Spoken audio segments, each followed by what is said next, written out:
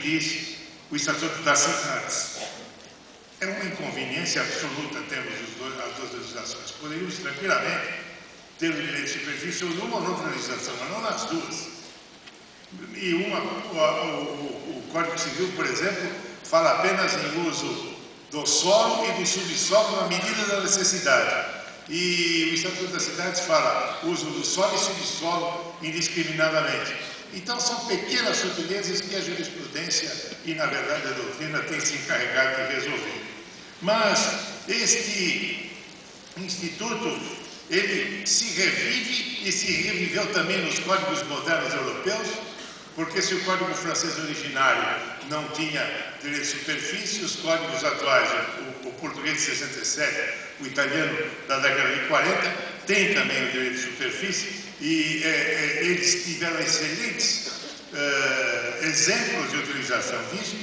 O objetivo é a utilização da propriedade, é um instrumento, a superfície, portanto, que se constitui por contrato, por escritura pública, porque será submetida a registro, é um instrumento técnico-jurídico fomentador da construção e da plantação. Essas são as duas grandes finalidades da superfície. O superficiário assume a posse direta da coisa, cabendo ao proprietário a posse indireta e com um âmbito de atuação muito pequeno. Praticamente 90%, 95% do âmbito de atuação da propriedade é atribuída ao superficiário. E esse instituto tem alguns aspectos marcantes. Há um direito de propriedade do solo, que é o direito que necessariamente pertence ao fundeiro, do dono do solo. Há o direito de plantar ou edificar, que é o chamado direito de implante, que é do superficiário.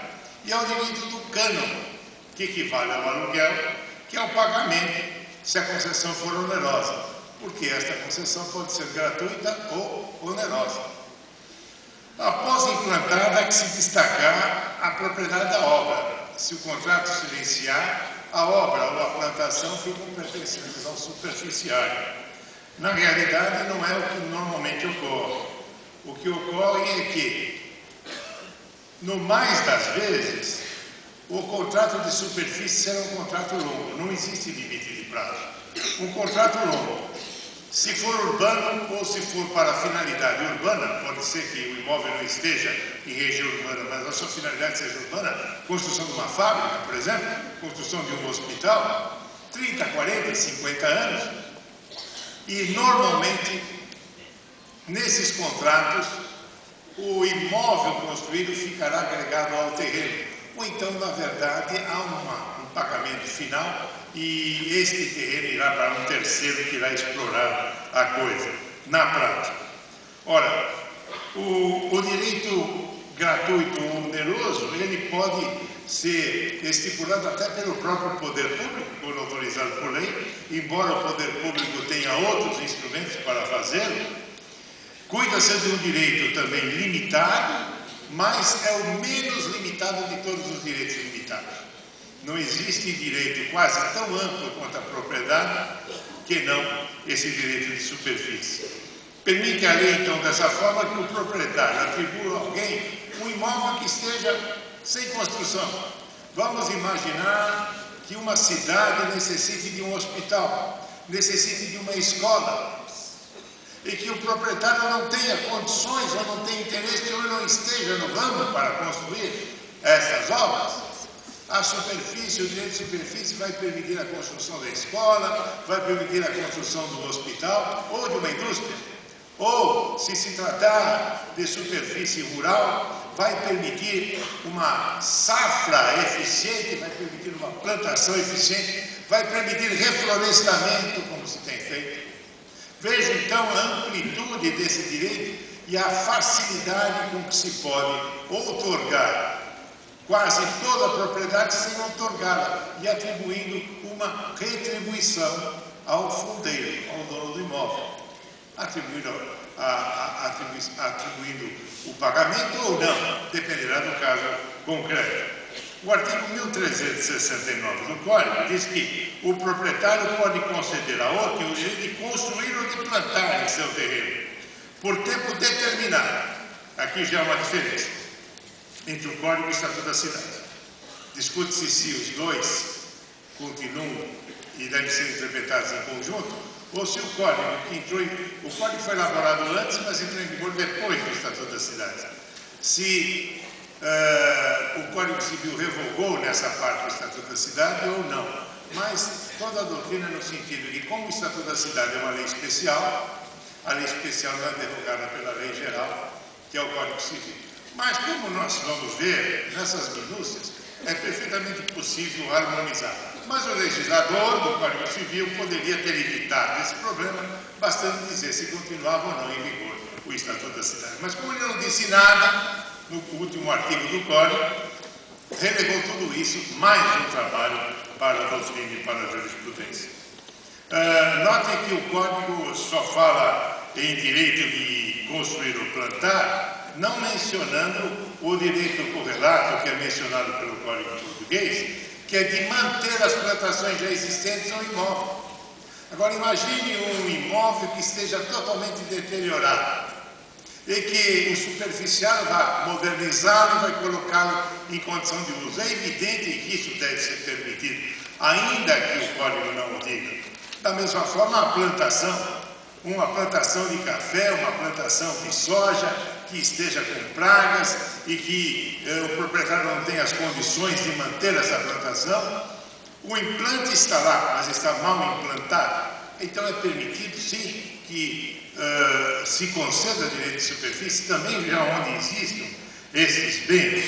Parece ser inafastável, então, a possibilidade e participa da natureza do Instituto, assim está no Código Português e no Código Italiano.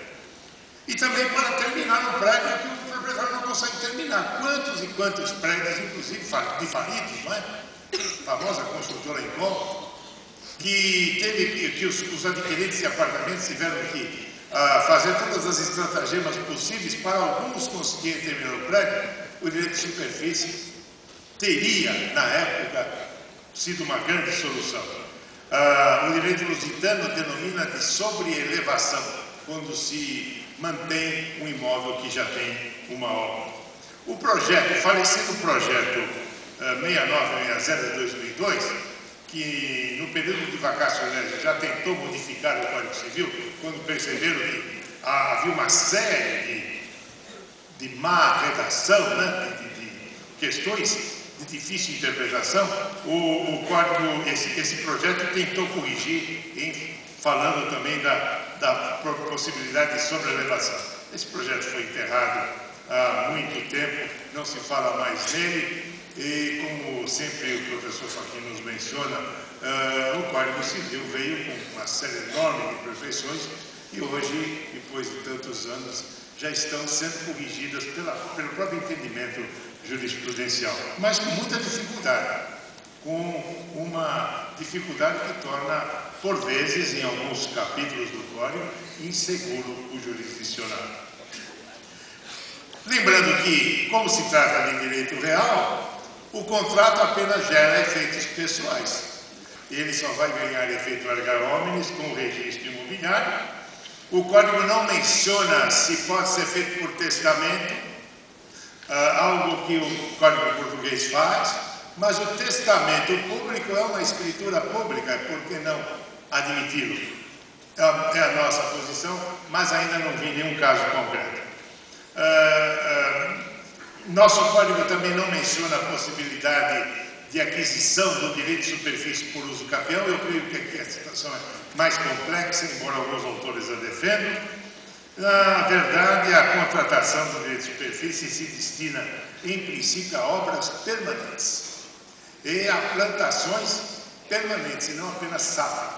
Porque para se adquirir ou se ter a posse de um imóvel para uma ou duas safras, nós temos o arrendamento agrícola. Não necessitaríamos de um instituto muito mais forte como é o direito de superfície. Como regra geral, o superficiário, pelo Código Civil, não pode utilizar o subsolo, a não ser naquilo que é essencial ao prédio. É evidente que se este prédio tiver garagens subterrâneas, ele poderá utilizar o subsolo. Mas é conveniente que nos contratos os interessados já deixem bem claro. E